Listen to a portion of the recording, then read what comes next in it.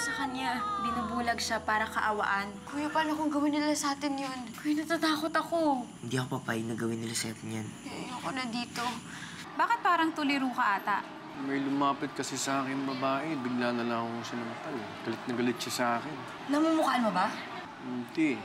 Walang maalala si Froilan doon sa nakaraan? Malabo na raw na bumalik pa yung memorya niya. Binenta nga nila Justin at Faye, sina Chat Mickey. Kaya sigurado ako ikaw, hinahanap ka na ng mga yun para magkaroon ulit sila ng pera.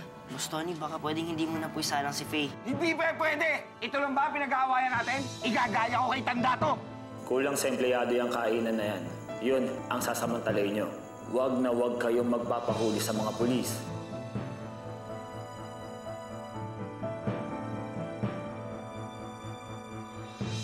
Miss? Yes po. Kasama niyo ba yun? Naku, hindi po. Mga magnanakaw po yun. Tara na, Umen! Tara! Bilisan mo!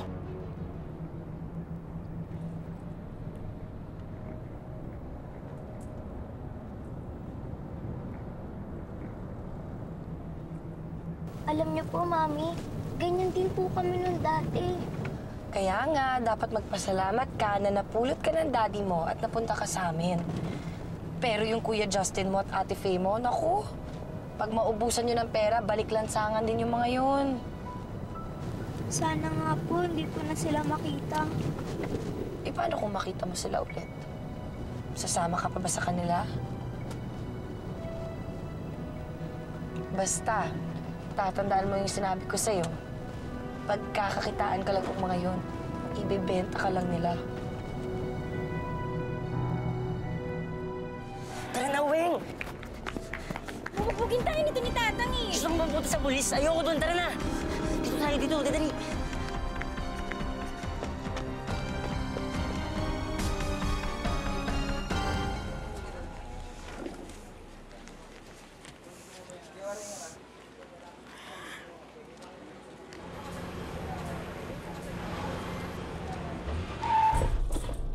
Sira ulo ka!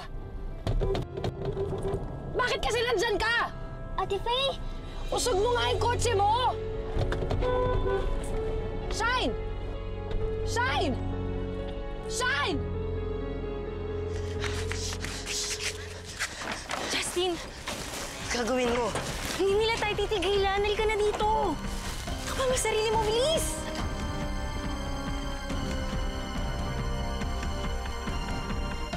Saan na yung nagpunta? Nawala. Justin, huwag ka na umay. Tara, doon tayo. Baka nandun.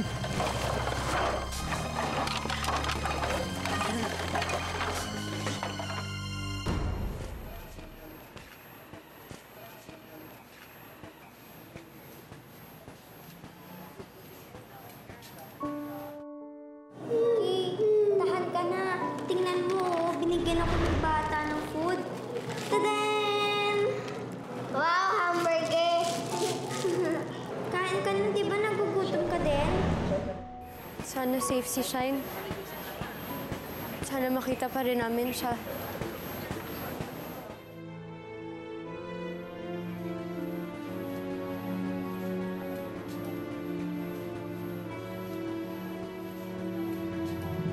Yan ba yung kinita mo ka ng Chat Mickey nung ibinenta mo sila na parang toys lang? Shine? Shine, ikaw nga, Shine. Shine, ang tagal ka namin hinahanap. You're back. Thank God you're safe. Makakasama ka na namin ulit, Shine. Ikabitiwan mo nga ako. Para ano? Para ibenta mo rin?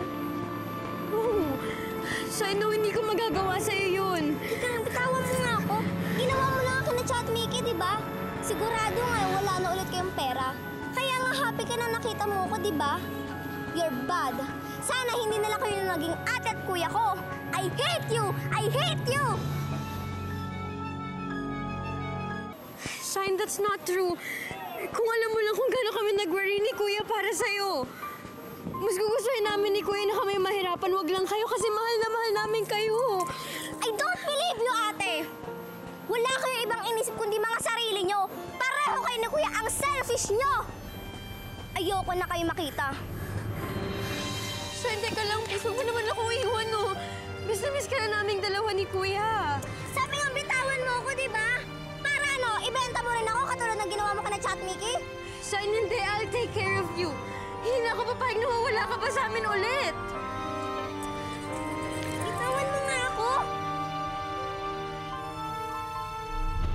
Gusto mo turuan kita ng leksyon? Faye! Faye!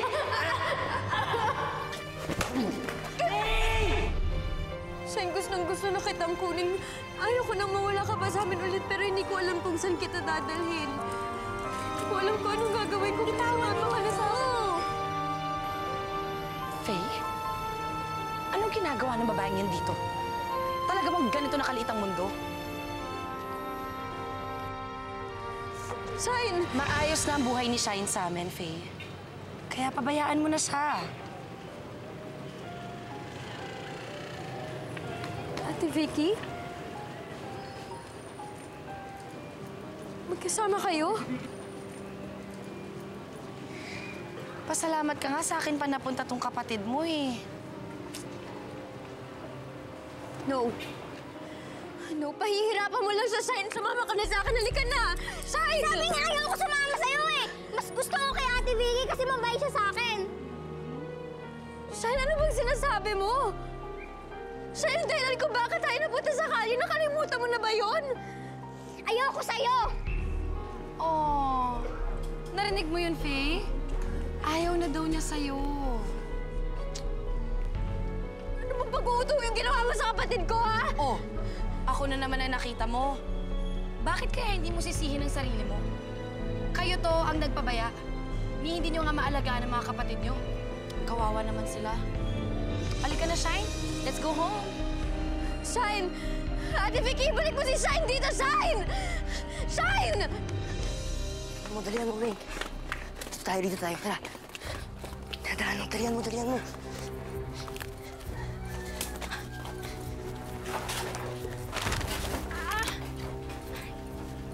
May nakita ba kayong dalawang batang tumatakbo? Isang lalaki, isang babae.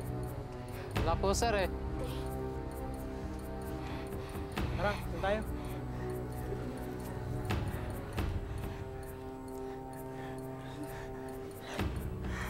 Wayne, kailangan magamot yan. Huwag mo ko isipin, Justin. Wala naman to sa bituka eh. Kado yan.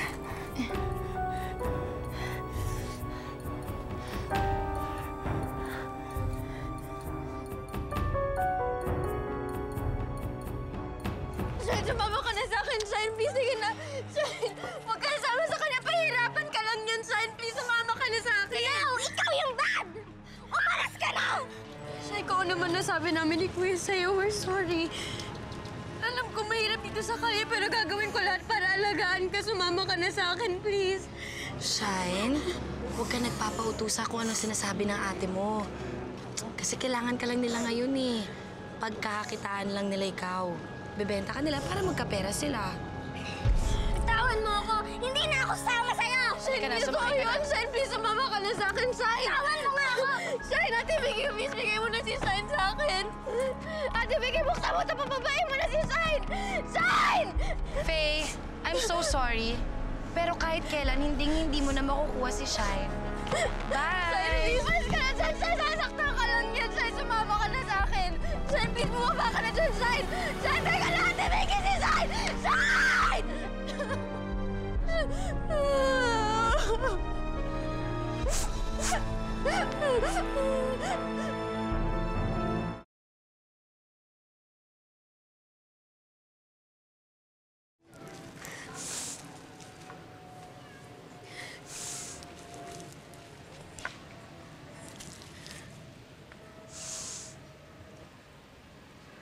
Bakit ganito, ha? Bigyan mo ako ng gamot, walang tubig. Ano, laklakin ko na lang ito, ha? Ha? Wala, kayo na ho bahala. Matanda na naman ho kayo, di ba? Dali lang. Bakit ang bastos mo, ha? Bakit ganun ka magsalita sa akin, ha? Ang sakit niyan! Hindi ko nga ho alam kung bakit kayo inaalagaan ko, eh. Samantalang yung mga kapatid ko, iba ho yung nag-aalaga sa kanila. Ako, Buti na lang talaga nakita pa kita ulit. Paano kung naibenta ka ng ate mo? Kaya sa susunod talaga, Shine, huwag kang basta lalapit sa kanila, okay? Mama Vicky, hindi na po kayo pamimigay. Siyempre, anak. Hinding-hindi kita ibabalik sa kanila. Dahil alam kong magiging masama sila sa'yo. Bad sila. Kawawa naman to. Thank you po, Mami. Dito na lang po ako sa inyo. Oo naman. Basta, promise mo rin sa akin na simula ngayon, kalilimutan mo na yung mga yun. Hmm? Tama si Shine. Wala akong kwentang ate. Gustong-gusto ko silang kuwinin. Pero para ano? Para na ipahamak kay Tatang? Bakit ako ba ganito? Ginagawa ko naman lahat para hindi kami magkahiwa-hiwalay. Pero lang hirap-hirap eh. Ano tayo doon? Doon tayo para mapagpahinga ka. Sige. Oops. Pahinga ka muna.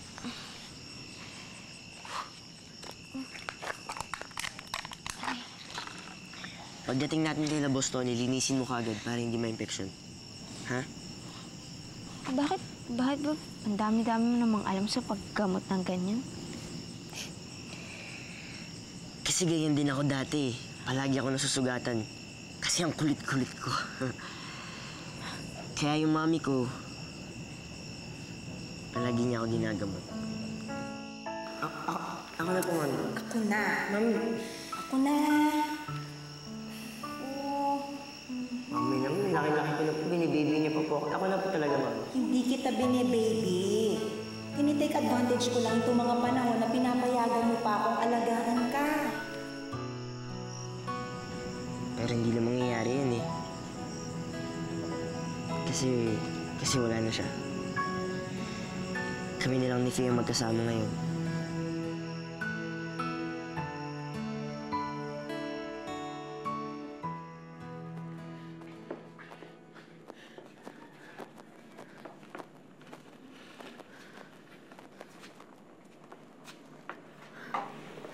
Kuya?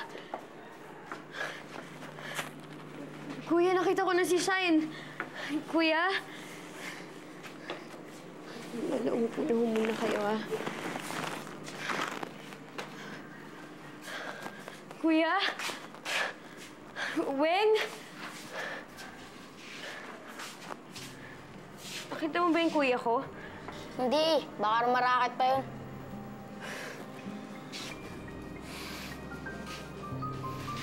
Kailangan malaman ni Kuya na ligtas si Shine.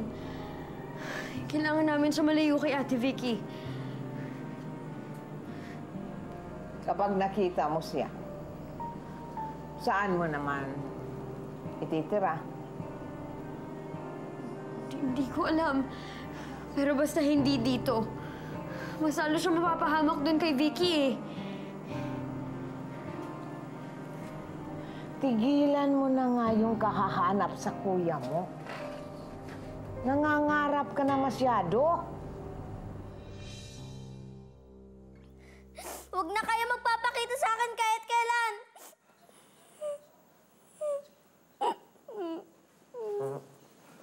Shine? Ano nangyari? Nakita ko po kasi sina Ate Faye. Ayoko na po sumama sa kanila. Pinag-iwahiwalay nila po kami. Silang dalawa ni Kuya Justin. Shine, baka naman may malaking dahilan kung bakit nagawa ng ate at kuya mo yun sa'yo. Tsaka huwag ka na magtanim ng galit sa kanila. Kasi sigurado ako mahal ka naman nila eh. Ganyan na ho ba talaga kayo? Wala ba kayong minahal na isang tao sa buong buhay niyo? Kasi kung meron naman ho, bakit hindi niyo ako maintindihan? Bakit parang wala kayong pakialam kahit na may ibang taong nasasaktan? Kung kayo, sanay kayo mag-isa, ako hindi. Sa totoo nga lang, hindi ko na alam kung anong gagawin ko ngayon eh. At sana din may isang tao na makikinig sa mga sinasabi ko ngayon, pero hindi kayo yun. Dahil wala kayong malasakit. Kaya siguro habang buhay na kayong mag-isa.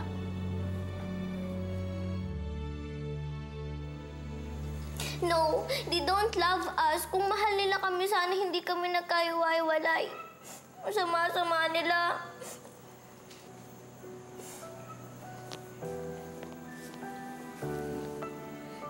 Shh, Tana. Tana, andito naman ako eh. Nandito kami ng mami mo.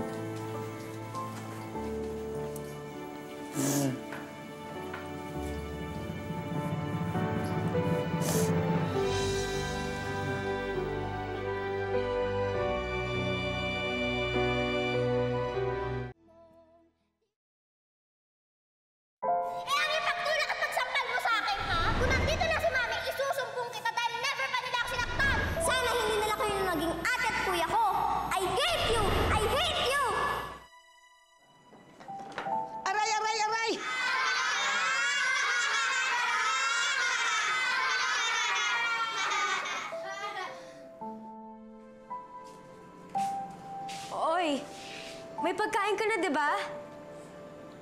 Maawa ka naman sa matanda, oh.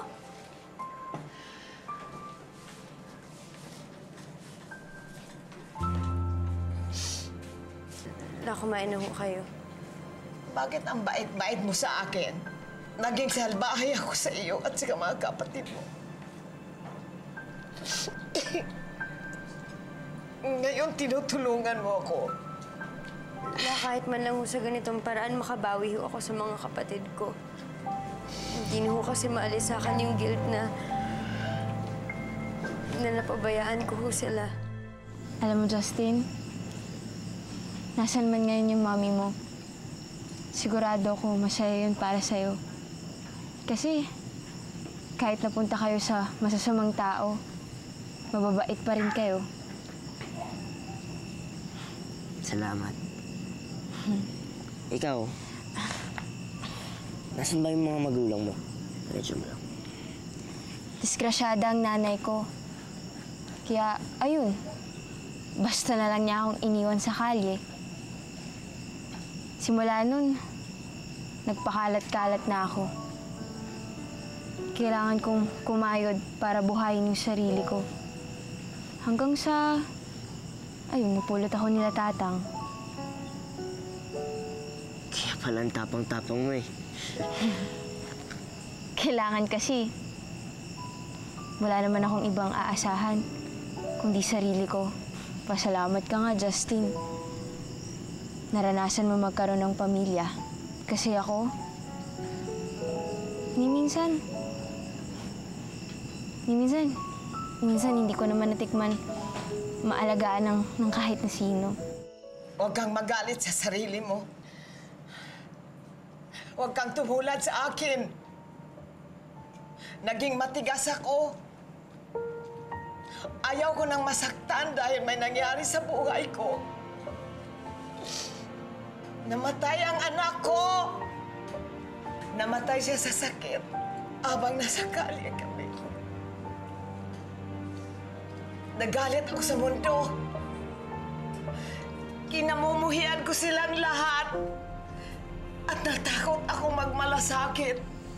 Mali, pag tumakas kami ni Faye, sasama ka namin. Lalayo ka namin dito. Ano ka ba? Hindi naman tayo makakatakas dun, Justin. Ilang beses ko lang sinubukang tumakas. Ginawa ko na yan.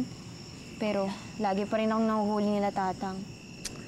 Weng, alam mo, kung andito lang yung mami ko, panigurado ko, tutulungan ka nun. Kasi matulungan yun eh, lalo na sa mga ulila. Tsaka, hindi lang yun parang tinutulungan lang, tinuturing na niya yun na parang tunay na anak. Ganun yung mami ko. Alam mo, kung dito lang ngayon si mami, sana wala kami dito ni Faye.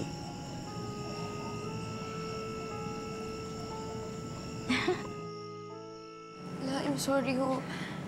So sorry. Hindi ko naman ho alam na ganun ho yung nangyari sa inyo eh.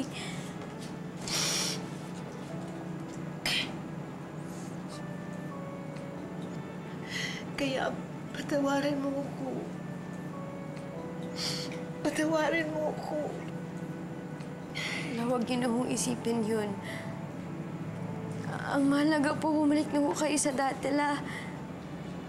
At may kakampi na rin ho kami dito.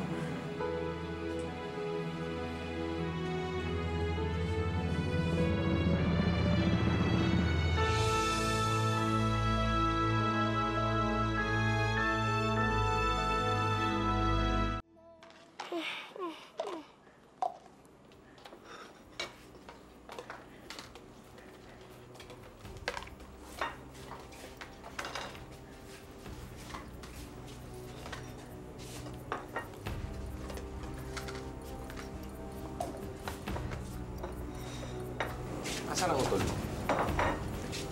Ha? Hindi ko ho alam.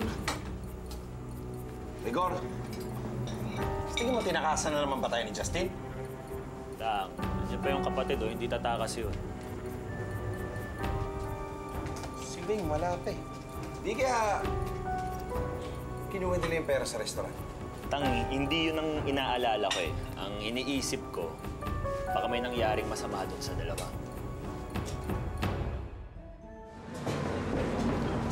Excuse me po, ma'am, sir. Meron po kaming promo. Free meal po para po sa mga mag-asawa. Ha? Naku, wag na. Hindi naman kami mag-asawa ni Efren eh. Ah, ganun po ba? Naku, sorry po. Assuming, eh. Ikaw naman kasi, pwede naman natin totohanin eh. Handa naman akong pakasalan ka eh. Alam mo na, para mas lalong mapabilis yung pagkalimot mo kay Froilan. Ano ho bang pinagawa niyo sa kuya ko? Huwag ka na makialam. Wala ka naman dinadalang pera sa akin. Hanapin niyo si Justin. May nangangailangan ng donor na organ. Siya na isasalang ko. Hanapin niyo. Paano ho yan? Ayoko po mapahamak yung kuya ko. Huwag kang mag-alala. Makakahanap din tayo ng paraan. Hindi nga ho natin alam kung nasan yung kuya ko eh. Oh, ano nangyari sa'yo, Bes? Para ka nakakita ng multo, ah. Si Olivia? Bes, sigurado ka ba dyan? Please, nagmamakaawa lang ako sa inyo. Kasi ibenta yung kapatid ko. Gagawin ko lahat ng gusto niyo. Mamamalimos ako. Magtatrabaho ko, please. Mamamatay yung kapatid ko doon, Tami. Hindi na pwede. Nagkasarado na kami ni si Paring Waldo. Anong ibig sabihin nito? Alam mo na naman, Olivia, di ba? Mahal na mahal kita. Kahit ang sarili kong buhay, iaalay ko sa'yo. Pakasal ka lang sa akin.